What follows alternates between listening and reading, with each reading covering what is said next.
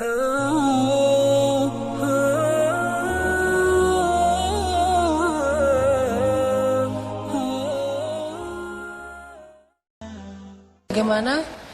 keadaan orang-orang yang tidak mau berhijrah nanti di akhirat? Dan lagi-lagi kita tetap memaknai hijrah dengan makna yang kekinian atau makna kiasan. Orang-orang yang tidak mau mengubah kehidupannya kepada apa yang Allah perintahkan. Hijrah dari masalah pekerjaan, dari pekerjaan-pekerjaan yang syubhat atau haram kepada pekerjaan yang halal dan diridhai Allah dengan rezeki yang berkah. Hijrah status dari mungkin punya hubungan yang tidak diridhai oleh Allah. Setiap hari dia merasakan perasaan yang sebetulnya belum boleh dia rasakan. Setiap hari dia memikirkan seseorang yang belum boleh dia pikirkan. Setiap hari dia datang dan berkomunikasi dengan seseorang yang belum boleh terlalu dekat dengannya. Hijrah kepada keadaan yang lebih baik. Keadaan ketika semakin dia pikirkan semakin berpahala. Semakin dalam perasaannya semakin berpahala. Semakin dekat semakin diberkahi Allah. Memandangnya aja berpahala coba. Itu enggak ada dalam pacaran. Memandang orang yang kita cintai berpahala. Kalau pacaran memandang dosa. Disuruh menundukkan pandangan. Ngobrolnya sambil ngelihat ke bawah. Udah sholat tahajud belum? Ngelihat ke bawah. Atau kalau kita lagi jalan bareng gak saling bertatap-tatapan. Jadi kalau misalnya satu mobil, satu di depan ngedrive, satu lagi di belakang. Itu paling syar'i itu. Kalau nggak siap kayak gitu, nggak usah deh. Kalau perlu, kalau mobilnya 3 row gitu kayak Livina atau Mobilio, dia yang paling belakang. Sekalian jagain barang-barang gitu. Gimana barangnya? Ini paling belakang. Supaya menjaga jarak, jangan terjadi fitnah. Dan banyak-banyak berzikir, astagfirullah, astagfirullah, ya Allah lindungilah kami, lindungilah kalian. Karena setan itu, itu lagi menggebu-gebu tuh semangat setan untuk menggoda kita. Sedikit aja ada pencetus langsung kita bisa batal. Beda dengan kalau sudah berhijrah dengan cara menikah. Memandangnya pahala. Pandang, alhamdulillah dapat 1 pahala. Pandang lagi 2 pahala. Pandang-pandangan 4 pahala. Kamu kenapa ngelihat-lihat saya terus? Saya pengen beribadah. Berapaan? Dengan memandang kamu. Dan tahukah pahalanya sebesar apa? Sama dengan sholat 2 rakaat loh. Jadi kalau lagi malas, kayaknya saya mah lagi malas sholat sunnah mutlak, mau mandang istri aja. Itu bisa. Kalau pacaran gak akan dapat yang kayak gitu-gituan. Coba mandangin fotonya aja berpahala, apalagi orangnya. Kalau pacaran, mandangin fotonya aja nggak boleh, apalagi orangnya. Kita liatin, kita ngobrol. Bukankah dalam hadis itu ketika saling memandang berpahala, kemudian ketika saling berkasih sayang berpahala, kemudian ketika mereka maaf masuk ke dalam kamarnya berpahala, dan malam itu diberkahi oleh Allah Subhanahu Wa Taala. Malam yang penuh berkah. Gak perlu ngumpet-ngumpet, curi-curi dan segala macam. Gak perlu tipu-tipu. Karena udah halal. Kayak cerita saya kemarin, pulang sholat Jumat, ngapain pulang sholat Jumat buru-buru? Karena pengen cium kening kamu. Kalau belum halal, pulang sholat Jumat bingung, nih mau kemana nih? Pulang ke rumah cuma nggak ada siapa-siapa gitu ya. Pulang ke rumah orang, bisa bahaya. Jadi kan bingung pulang sholat Jumat. Aduh, saya habis Jumatan tuh bingungnya mau kemana. Akhirnya nelfon teman, kita nongkrong yuk. Gitu lagi kan. Kalau yang udah halal, dia mah nggak pernah galau mau nongkrong di mana. Udah jelas tempat nongkrongannya. Di dalam surga di rumahnya. Yang dinanti oleh bidadari. Tinggal pulang, assalamualaikum, waalaikumsalam. Udah ditunggu dari tadi juga. Lagi khutbah dia udah nunggu di belakang pintu gitu. Lagi khutbah Jumat udah nunggu. Begitu buka pintu, assalamualaikum, waalaikumsalam, langsung kecup keningnya. Ya Allah, rahmatilah hubungan kami, jagalah hati kami, dan jadikanlah dia pasanganku di dunia dan di surga. Luar biasa itu. Ada yang lebih dahsyat lagi tuh. bangun tahajud.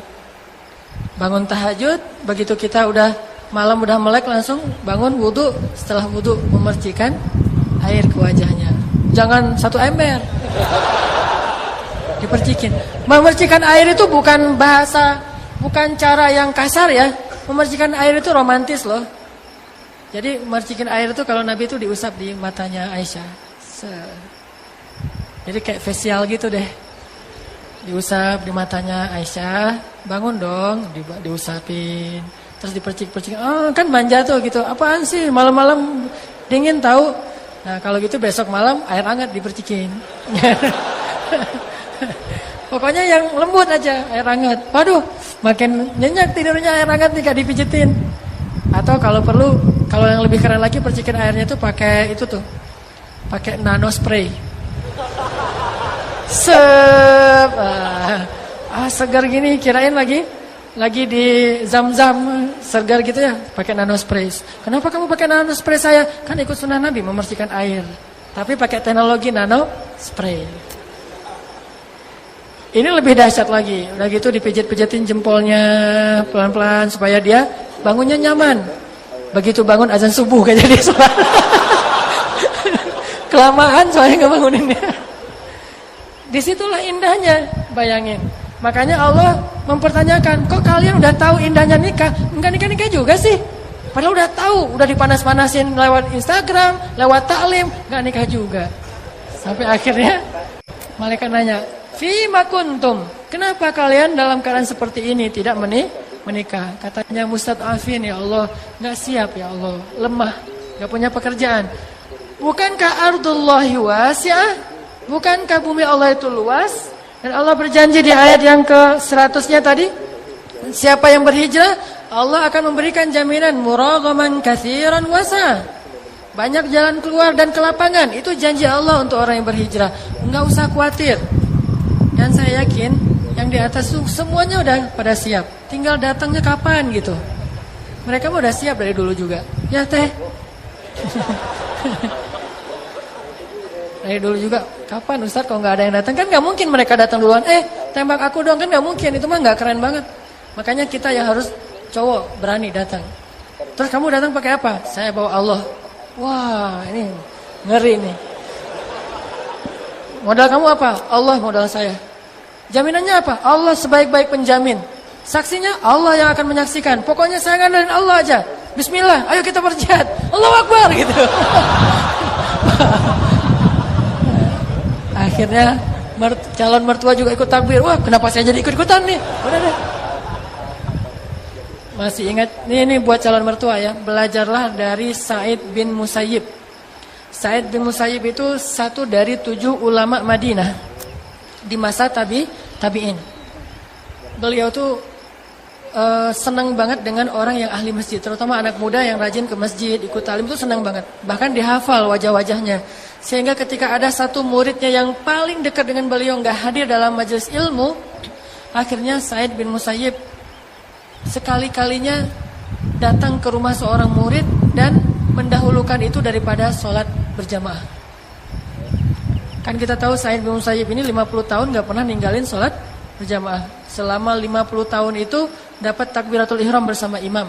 40 tahunnya sholat nggak pernah ngelihat punggung orang, artinya di shaf pertama. 30 tahunnya mendengar azan di dalam masjid. Nggak pernah azan dia masih di luar, nggak pernah tuh. 30 tahun azan di dalam masjid. Sekali-kalinya dia meninggalkan semua itu gara-gara datang ke rumah muridnya yang tidak hadir dalam majelis ilmu. Datang ke rumah muridnya. Assalamualaikum. Waalaikumsalam, kata muridnya di dalam rumah. Siapa? Orang Arab suka gitu. Man. Sa'id mengatakan Sa'id. Di masjid lagi azan. Ini bertamu. Sa'id, kata Syekh ini. Kemudian muridnya bilang, saya tuh lagi ingat-ingat ada berapa banyak Sa'id di kota Madinah. Karena saya nggak kepikiran kalau itu Sa'id ibnu Musayyib. Saya ingat semuanya, Sa'id bin ini, Sa'id bin ini, Sa'id bin ini, ada 10 Sa'id. Semuanya saya ingat kecuali Sa'id bin Musayyib. Kenapa? Gak pernah menduga kalau itu Sa'id ibnu Musayyib. Soalnya Sa'id ibnu Musayyib itu gak mungkin pergi ke rumah seseorang ketika azan. Gak mungkin.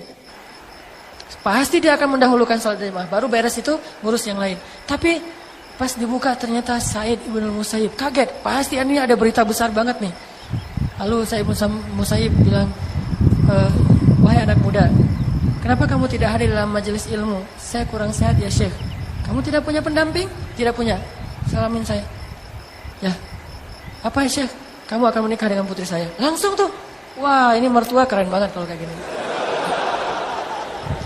Tunggu di sini kata Syekh Said. Langsung pergi ke masjid, sholat dulu, selesai sholat, langsung balik bawa putrinya dan bawa 2 saksi. Ditodong coba, nikah todongan. Ini benar-benar bukan on progress ya, udah langsung nih. Bawa saksi, bawa putrinya. Gak tahu gimana cara ngebujuk putrinya juga ya. Orang dulu mah soleha, jadi gak perlu lihat dulu. Boleh lihat Instagramnya dulu, gak perlu gitu. Udah langsung aja. Datang, nama muridnya siapa gitu, ya Muhammad misalnya. Udah dibukain pintu, masuk semuanya ke rumah, salamin. Saya nikahkan putri saya dengan kamu, dengan mahar, hafalan Al-Quran yang kamu hafal dan seterusnya. Saya terima deh. Saya terima. Mungkin awal-awalnya dia masih kagok-kagok gitu. Saksi-saksi bilang sah nggak? Tidak sah. Kenapa? Soalnya nggak bersambung kan gitu ya, suka gitu ya. Makanya pas nikah saya mah juga karena takut nggak sah. Udah modalnya kurang, nggak sah pula kan. Ya udah saya pakai teks aja deh. Ustadz menikahnya pakai teks loh. Jadi pas saya terima nikahnya, entar nih di scroll dulu. Jadi Said Musayyib langsung mengakadkan putrinya, kemudian diterima hari itu juga dia nikahkan putrinya dengan muridnya. Gampang urusannya. Gak bertele-tele ya, bikin kartu undangan dulu, ikhtilaf dulu warna kartu undangan. Yang cewek pengennya girly warna pink, yang cowok pengen street warnanya hitam abu-abu. Terus yang mertua pengen misalnya di gedung ini, yang kita pengennya di gedung itu. Lama sekali prosesnya. Untuk berhijrah saja lama. Allah mengatakan muraghaman katsira, banyak kemudahan. Wasa'ah, banyak kelapangan. Allah itu melapangkan kita untuk berhijrah. Tinggal hijrah aja. Ganti aja status. Saya sering bilang nikah itu sebetulnya bukan masalah sama sekali. Bukan masalah sama sekali. Jadi orang gak perlu mempertimbangkan untuk nikah. Hanya perlu memilih. Mempertimbangkan mah gak perlu. Memilih aja. Ini nikah gak ya? Nikah ya gak usah nikah. Cuma tinggal pilih. Memilih dengan istikharah, minta istifta kepada Allah, ya Allah, ikatkan hati saya kepada orang yang tepat. Segampang itu sebetulnya. Datang aja. Orang kita niatnya pengen ibadah kan? Assalamualaikum, waalaikumsalam. Ada apa ya dek? Saya pengen ibadah pak. Hah? Ibadah gimana dek?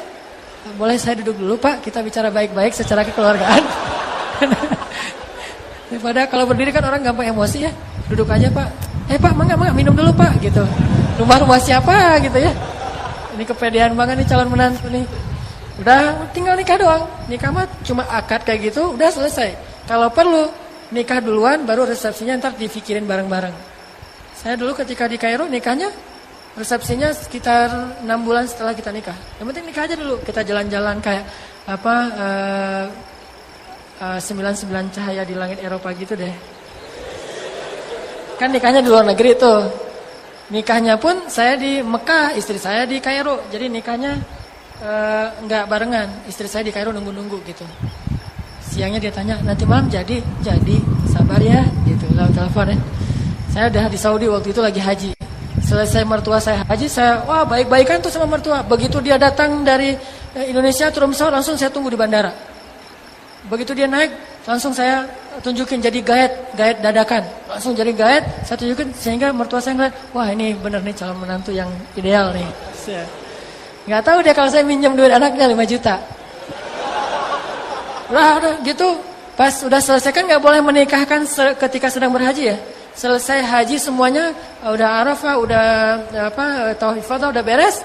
Langsung saya minta manggilnya Abah, kapan itu acaranya gitu. Oh iya sebentar saya mau ngambil umroh dulu. Aduh, umroh lagi deh. Lama ini. Nunda lagi 1 hari. Hari yang kedua, Mbah, udah bisa sekarang. Oh iya ayo. Kita ke Masjidil Haram. Selesai tawaf sunnah, langsung naik ke satu pojok masjid. Saya nikahkan, saya terima nikahnya, langsung telepon. Panggilannya, "Hai sayang," udah berubah. Kalau belum nikah, "Ukhti." Nah gitu tuh panggilnya. Kalau orang Mesir mah ya. Kalau di sini mah sis gitu ya. Ukhti mah sis. Pertama sis, habis itu jadi bebek. Ini karena udah berubah status. Langsung dia hore-hore gitu di Mesir. Dia pas dapat telepon, alhamdulillah kita udah sah. Wah itu luar biasa. Dia langsung sujud syukur, selesai sah. Sama teman-temannya cuma makan beberapa butir kurma kan. Ala mahasiswa gitu. Saya udah selesai aja gitu, udah beres. Kayak maaf, sesederhana itu kayak disunat doang tuh. Cepet banget, udah selesai. Pulang ke Kairo, sebulan kemudian baru pulang ke Kairo, kita langsung malam pertama ketemu tuh masih belum bisa satu rumah karena kita masih berstatus mahasiswa dan punya asrama masing-masing. Jadi kita ketemunya di ruang untuk tamunya asrama. Saya jadi tamu gitu datang. Wah, ini istri saya lagi datang mendekati saya gitu. Pas udah dekat, kita makan di mana sekarang? Ya udah kita ke yang dekat aja. Tempat pertama kita ketemu di kebab Turki. Kan dulu gara-gara di kebab Turki itu kan saya salah ngambil plastik teh. Salah ngambil kantong jadinya ternyata kantong punya calon istri saya. Tapi bukan salah beneran, salah disengaja. Kita makan di situ aja kebab Turki sama ada namanya kibdah itu roti di dalamnya itu kasih hati. Nah, karena kita main hati jadi makannya makan hati. Nah, makan di situ udah gitu pulang masing-masing ke asrama. Bayangin udah nikah pulang ke asrama. Itu hal yang paling menyakitkan. Udah nikah masih suruh pulang sendiri-sendiri ya. Itu paling menyakitkan dalam hidup saya tuh. Bersabar, seminggu kita ngurus untuk surat-surat resmi biar boleh keluar dari asrama seminggu. Bayangin bersabar seminggu. Ya gimana lagi ya, tahajud aja tiap malam. Karena ini udah lebih berat daripada jomblo. Jomblo udah jelas, udah puguh gitu ya. Kalau ini nggak jelas gini nih statusnya nih. Kita udah halal loh. Iya sih. Terus gimana dong? Ya gitu deh. Akhirnya nggak. Setelah seminggu akhirnya kita nyari kontrakan, nemu kontrakan yang alhamdulillah Allah mudahin banget. Kontrakan yang biasanya harganya sekitar 1.000 pound itu 3 juta, kita dapat 400 pound, 1 jutaan lah. Untuk 1 tahun. Itu murah banget dan ada 3 kamar. Sementara kita cuma berdua. Udah aja pas masuk kontrakan kita dimudahin banget sama Allah, udah jalan-jalan keliling-keliling Kairo, ke Hurghada, ke Alexandria, ke Benteng Salahuddin, ke benteng ceritanya. Terus ke piramid. Wah, keliling-keliling aja sampai ada adegan kejar-kejaran tram gitu kayak MRT kalau di Singapura. Jadi karena memang kita baru awal nikah, belum terlalu kenal karakternya. Saya orang Aceh lagi waktu itu masih Aceh banget lah ya, masih ngomongnya mah belak-belakan, jelek gitu. Dia orang Jawa yang ada tata keramanya. Pas saya ngomong menurut saya nggak kasar, menurut dia kasar. Kok ngomongnya gitu sih? Apaan? Emang ada apa gitu? Saya nggak ngerasa kalau saya salah. Emang masalahnya apa? Dosa saya apa? Kayak gitu-gitu. Sosok sinetron gitu deh. Dosa saya apa? Kamu nggak tahu dosa kamu? Udah kamu gitu panjang akhirnya. Udah aja, padahal waktu itu mau ke kebun binatang. Akhirnya dia naik kereta, kebetulan keretanya itu bukan MRT yang cepat kayak di Singapura. Dia kereta dalam kota yang lambat banget gitu. Jadi kita jalan juga sama dengan dia. Cuman kan malah saking lambatnya tuh. Mungkin kalau di film-film di Jerman juga ada kereta kayak gitu yang di tengah kota lambat. Nah, naik itu udah di gerbong paling depan. Saya kan di belakang. Tadi masih ngambek-ngambek gitu. Akhirnya aduh ketinggalan sendiri. Kejar juga. Kejar tapi gerbong belakang. Jadi kita di jendela gini-ginian. Lihatin. Dia turun gak ya? Dia turun gak ya? Kalau dia turun saya turun. Kalau dia gak turun saya tungguin. Begitu dia turun saya langsung turun. Akhirnya kita pergi ke kayak di sini mah Jonas foto pernikahan. Itu baru foto pernikahan. Dalam keadaan lagi kayak gitu. Jadi foto kita tuh lucu banget. Foto nikah tuh. Orang lagi bahagia tapi wajahnya bete gara-gara tadi ada yang keliru. Terus kita jalan lagi lihat Sungai Nil, kemudian makan jagung bakar di pesisir Sungai Nil. Wah, 99 cahaya langit Eropa. Saya nonton itu, saya mah udah ngalamin. Sesederhana itu. Tapi alhamdulillah Allah kasih rezeki karena saya di Saudi juga selain haji juga jadi pekerja. Karena semangat nikah teh kerjanya apa? Jadi kuli travel. Ngangkut koper jamaah haji, saya angkutin. Dulu saya nggak gini, lumayan dulu tuh mah. Karena sering ngangkut koper. Wah, ngangkut koper yang beratnya tuh paling sedikit 25 kilo kan. Ngangkut ke lantai 5, nggak boleh pakai lift karena lift buat jamaah. Jadi kita pakai tangga naik, ngangkutin, turun lagi. Kalau lagi ada jamaah yang membludak, kita ngambil tempat tidur yang dari besi itu.